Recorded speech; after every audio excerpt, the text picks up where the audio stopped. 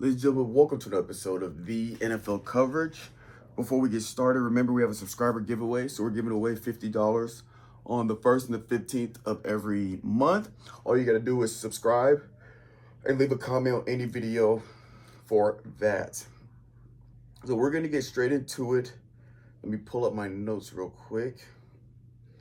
Where are my notes? I got too many different accounts. Okay, here we go. All right, so we're going over week 12. We're going to be going over week 11, statistical leaders and all that good stuff, performance alerts. Then we're going to go over week 12, which is this week. So week 11, Thursday night, the Patriots beat the Jets 27-14. Pretty good showing by Drake May. If I would go to this real quick, 281 yards and a passing touchdown against pretty much one of the best, against a top 10 secondary in the league in the Jets. So Drake May is still the front runner for MVP. And it looks like if he keeps playing at this level, he's probably going to walk away with it. But we'll see, because Matthew Stafford is playing on a different level. Then we have the International Series in Madrid. The Dolphins beat the Commanders in OT 16-13. The Jaguars beat the Chargers 35-6. Bills beat the Bucks 44-32. The Bears beat the Vikings 19-17. Packers beat the Giants 27-20. Houston beat the Titans 16-13. Panthers beat the Falcons 30-27 in overtime. Steelers beat the Bengals 34-12. 49ers beat the Cardinals 41-22. The Rams beat the Seahawks 21-19. Broncos beat the Chiefs 22-19. The Ravens beat the Browns 23-16. Come back there for Ravens because it was looking rough early on. The Eagles beat the Lions 16-9. And the Cowboys last night, because it's Tuesday, the day I'm recording. Last night, the Dallas Cowboys put on a show against the Raiders. A pretty emotional game for the Cowboys with their former teammate Marshawn Keeneland, who had passed with a very, very rough situation, very sudden, unexpected. And this is the first game they've had since then, because it happened during a bye week. So it was a lot of emotions, a high, a lot of, the leading up to the game, a lot of interviews and questioning and just the team morale and all that stuff. They came out and played well. Their defense looked better than I've seen all year, pretty much.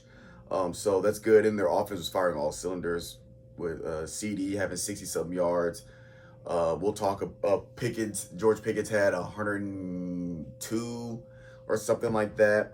Dak Prescott throwing for 260-something, I believe. Just an all-around good game for Dallas. And so they got that dub. Now, sorry I'm yawning. It's been a very long day, but we'll get through it now. Let's go over the standings. AFC East, again, 1 through 4 in order. We got the Patriots, Bills, Dolphins, Jets. AFC North, Steelers, Ravens, Bengals, Browns. AFC South, Colts, Jaguars, Texans, Titans. In the AFC West, we got Broncos, Chargers, Chiefs, Raiders. In the NFC, we got Eagles, Cowboys, Commanders, Giants. NFC North, Bears, Packers, Lions, Vikings. NFC South, Bucks, Panthers, Falcons, Saints. In the NFC West, Rams, Seahawks, 49ers, and the Cardinals. Statistical leaders, passing yards. Drake May at the top in passing yards. No surprise there. A big reason why he's MVP frontrunner. 2,836 passing yards. Passing touchdowns, Matthew Stafford at 27. Receiving yards, Smith and Jigba at 1,146. Receiving touchdowns, Devontae Adams at 10. Rushing yards, Jonathan Taylor at 1,139. Rushing touchdown, Jonathan Taylor at 15. Still at 15. The Colts had a bye week last week, so his numbers haven't really moved. Kevin Byard at interceptions at 5. Defensive tackles, Brooks at 125, who will shout out in one of the performance alerts. And sacks, Myles Garrett at 15. I believe over the past 3 games, he's had 10 sacks. Myles Garrett right now is going on an absolute tear defensively. So shout out to Myles Garrett. Awards and achievements, real quick. Josh Allen's for Jacksonville Jaguars become Jacksonville Jaguars all-time sack leader at 56. So shout out to him. Shout out Mark Andrews, Ravens all-time receiving yards at 5,778 and still counting. And then shout out to Travis Kelce, who becomes the Chiefs all-time leader in touchdowns at 84. Performance alerts. We got Jacoby Brissett, 47 of 37. 452 yards, 2 touchdowns, 2 interceptions. This one I have 3 quarterbacks because I couldn't leave Josh Allen out, even though he doesn't have the yardage the first 2 quarterbacks have, but we'll talk about it. Second is going to be Bryce Young, 31 of 45, 448 yards and 3 touchdowns, no interceptions. So Jacoby Brissett, 450 plus, Bryce Young at almost 450, high yardage. And Josh Allen, 19 of 30.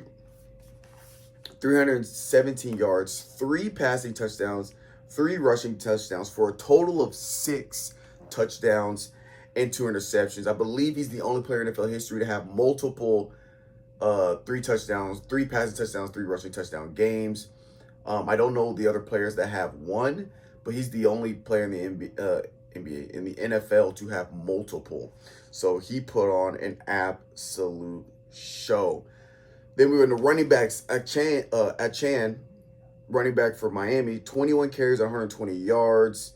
For receivers for Arizona Cardinals, Michael Wilson, 15 catches for 185 yards. A big reason why Jacoby Brissett had 452 yards.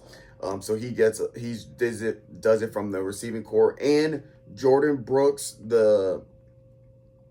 for Miami, 20 total tackles in 1 game, 10 assists and 10 solo, and that's why he's the league leader in tackles, because he is just all over the field. So ladies and gentlemen, before we get into some of the discussion, just let you know this podcast is brought to you by Final Form Supplements. Final Form Supplements is a website where you can go to finalformsubs.com and get all the supplements you need, whether it's creatine, protein powder, stuff for your joints, stuff for your hair, stuff for your skin. We got pre-workouts. We got it all. So go to finalformsubs.com. Use promo code CoachStrib, all caps, no space, to get 10% off your order. Also, check out theivfitness.com. It's partnered with Final Form Supplements, where you can go and get workout programs. You can go and get merch if you're into the merch. But programming that you can do at home, things you can do at the gym, or you can actually just fill out a form to get a personalized workout if you have very specific needs, where you only can go to the gym 2 times a week and you want to do stuff at home 1 or 2 times a week. That will be sent directly to me, and your boy will work something out for your specific needs. So that's theivfitness.com to check out workout programming there. So discussions, quick discussions, not much. I only really have one Coach Strib games of interest for me personally, for this next week. But quick discussions, I think I talked about last week. If Broncos beat the Chiefs, then I will solidify the Broncos being a legitimate team, because if you look, they've had a pretty easy strength of schedule. They beat the Chiefs, who had a top five defense. Well, their defense was number 2, and their offense was top 10. And they came out and they beat the Chiefs. So the Broncos are a legit team in the AFC, regardless, because they beat one of the best teams statistically, talent-wise on paper, in the Kansas City Chiefs, having a very good defense and a very good offense. I think this win solidifies them as a legit team in the AFC. Secondly, Eagles and the Rams are the legit teams in the NFC. The Eagles played the Lions, who have a very explosive offense and a really good team defense. So the fact that the Eagles came out and played really good defense as well, and was able to beat the Detroit Lions, outscore the Detroit Lions, then that solidified them for me, because the Lions are a really legitimate team, and that is a respectable win for the Eagles. And I know we had talked about, I think, a couple episodes ago, with the NFC question mark. Who's the team to be in the NFC? Well, to me, with the Eagles winning this one, and we talked about last week, the Seahawks and the Rams winning that one. The two teams for me in the NFC that are the teams to beat are the Eagles and it's the Rams. Those are the two teams at the top of the conference that are the ones people either are trying to beat or they are the teams to beat in terms of making it to the Super Bowl. Like those, I think that those are two teams you got to go through. Whether you got to beat them in the playoffs, because I could see them being the NFC Championship game, Eagles versus Rams. I could see that. So you're gonna have to go through one of those two teams for the playoffs. Second one, the Ravens making a push? Lamar Jackson is back. He had they had a slow start, but they galvanized and got back into it. Derrick Henry had over 100 rushing yards. Still, they've gotten the rushing game. They've gotten the rushing game going a few games back to back since pretty much since Lamar's been back. They've gotten the run game really going. So, are they going to want to run? We'll see. Because as of right now.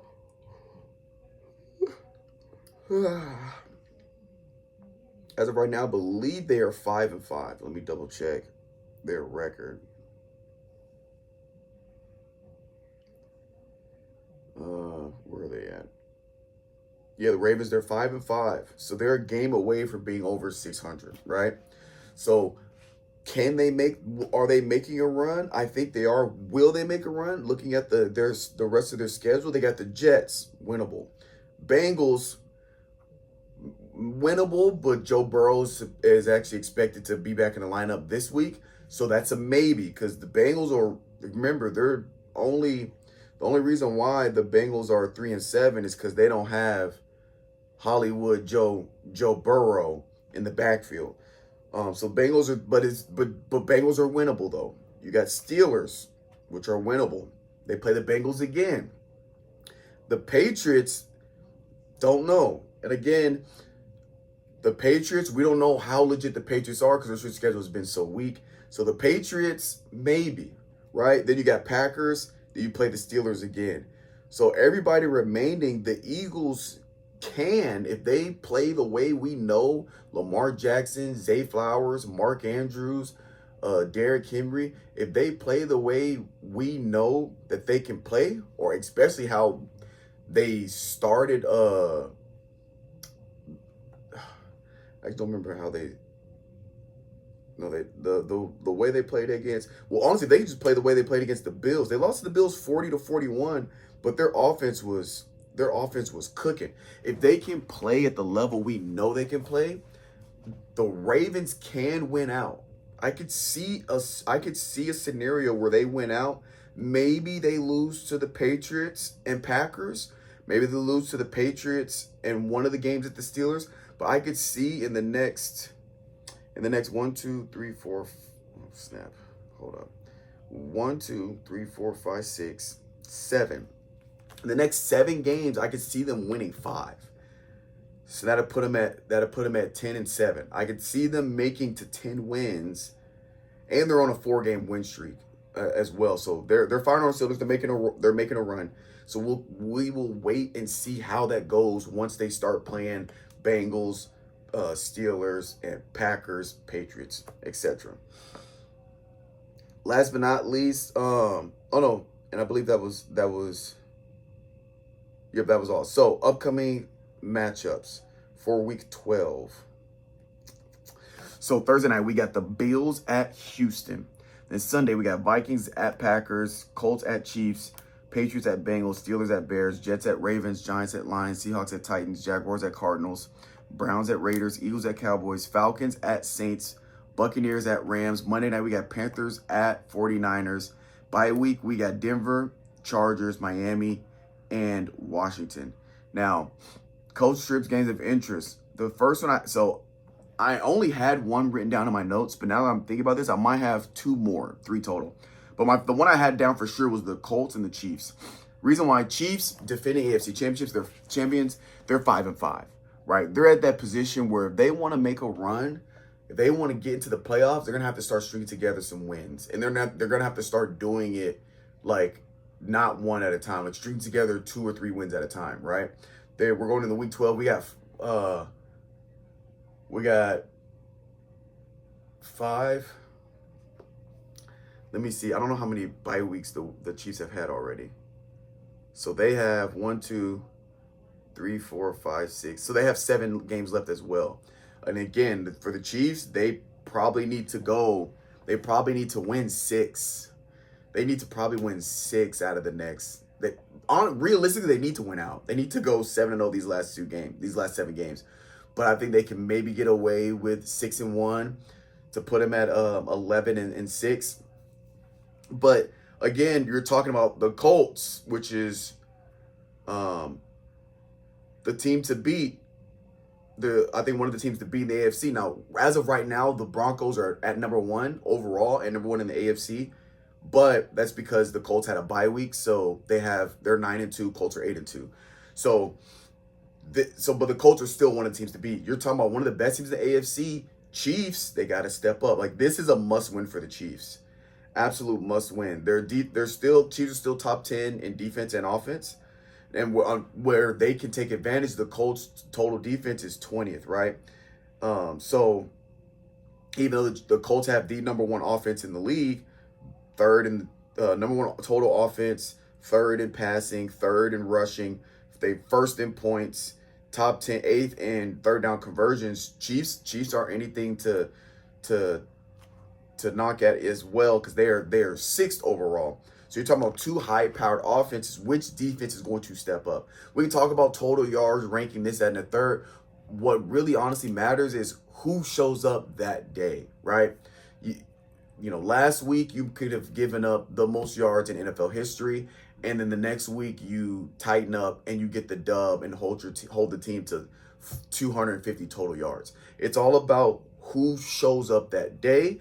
And I think the Chiefs can show up both offensively and defensively enough to beat the Colts. Like, the Colts have a lot of flaws. They're not perfect. Now, the problem is the Chiefs are going to have to load that box because Jonathan Taylor is an absolute problem. But I do believe if they can stop the run early and make Daniel Jones have to make a play, then I think Chiefs have an advantage. Now, don't get me wrong. Daniel Jones is slinging that thing when it comes to passing. And you got Michael Pittman Jr., who's having a good season. So it's not like Daniel Jones isn't a capable quarterback with throwing the ball. Again, they're 3rd in the NFL in passing yards, which is Daniel Jones. But I think if the Chiefs have to get pressure, Daniel Jones is not a dual threat quarterback.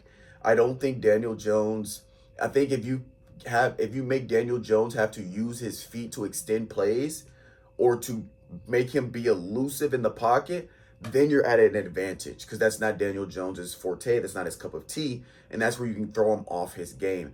So this is a big game for the Chiefs, because if they lose this one, then I think it destroys their chances of making it to the playoffs. And the Chiefs not even making it to the playoffs would be I don't even remember the last time they didn't make the playoffs, because I think they've made it to the AFC Championship 10 years in a row, something like that. I don't remember.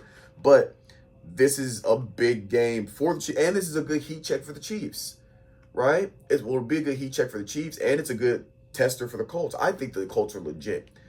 But if they beat the Chiefs, then it's like, yeah, Colts, Broncos are the top 2. Colts, Broncos, Patriots, still a question mark, but you could throw Patriots in there. The four, it's the big 4. You got Bills. If Colts win, it's Bills, Broncos, Colts, Patriots. Patriots have an asterisk because the strength schedule is so bad. But that's what it's looking like. The other 2 I was thinking about, as I said, it was the Bills and Houston Texans.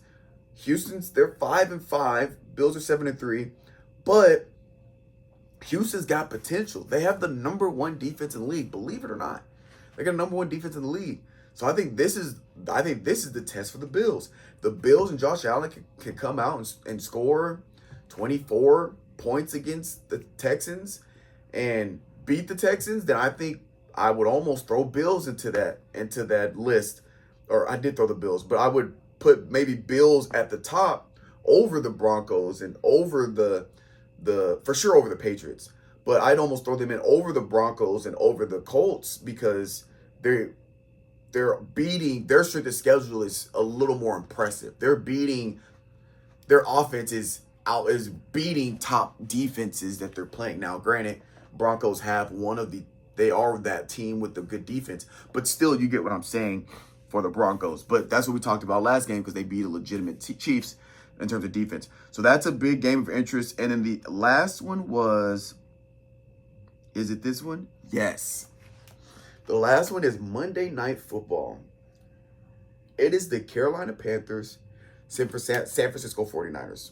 Now, Brock Purdy's back into the lineup. Chris McCaffrey's been having a good year. George Kittle's been having a good year. Their defense is really... The 49ers have had a lot of injuries. Obviously, Fred Warner being out, which was a huge hit to them. But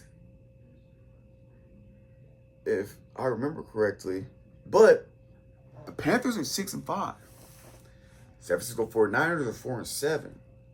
Now, where? Let me, because actually this will determine if I keep them my game of interest. But I'm just interested because if the Panthers can win this, they move to 7-5. This is the best the Panthers have done in a very long time. Now, where are they at? They're in the NFC South. Where's the NFC South? Yes, this is what I thought. I just wanted to double check. The Panthers are second in the NFC South. The Tampa Bay Buccaneers are first in the NFC South. Okay? Tampa Bay Buccaneers are 6-4. Panthers are 6-5, right?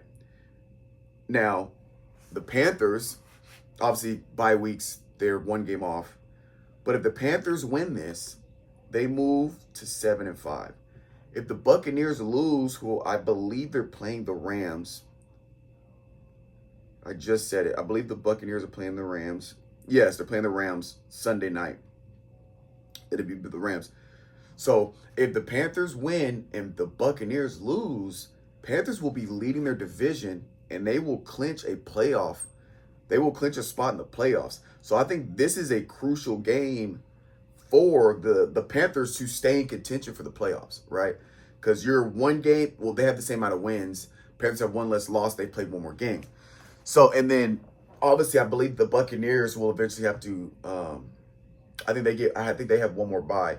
But when it's all said and done, if the Panthers can go on a little win streak and win the next few and win the week, especially when the Buccaneers are in their bye week, the Panthers are number one in their division. In the NFC South, before I wrap it up, the NFC South is Buccaneers, Panthers, Falcons, Saints, right? So, and the Falcons are 3-7, Saints are 2-8. So the Falcons and Saints, they're done. They're not making the playoffs. The Saints have the second hardest for the schedule in the league, which is crazy. But they're done. It's between Buccaneers, Panthers, right?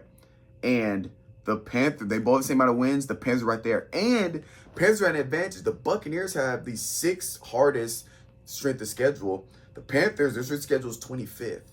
So the Panthers are in a position to where if they just do what they need to do, win the games they're supposed to win, they could finish the season leading their division into the playoffs. And I just think it's pretty cool because you got a young Bryce Young who, even in there was a lot of a little bit of drama in the offseason, and they were talking about, he's their franchise quarterback, and they were talking about during camp, he's still fighting for the number one spot. And it's like, who's your guy? And they're, potentially leaning towards not starting Bryce Young and this, that, and the third, and all of this stuff that was around the organization. Now you look up, and then Bryce Young, I think we started off a little rough in the beginning of the season, and now they're firing all cylinders. Their defense has stepped up. They went from a bottom tier defense to they're close to top 10. I think they're just outside being a top 10 defense. Their offense is pretty good. They're explosive. And then you got the running back, Rico, who stepped in. And if he had, do look at what he was doing his first few games starting, if he had started the season, he'd be on pace to do over 2,000 rushing yards. So they're like starting to gel. And it's just, I don't think anybody expected this, but it's cool to see how, they play their cards right. They could win their division and be into the playoffs. But that's going to do it for this episode of the NFL coverage. I will catch you guys next time.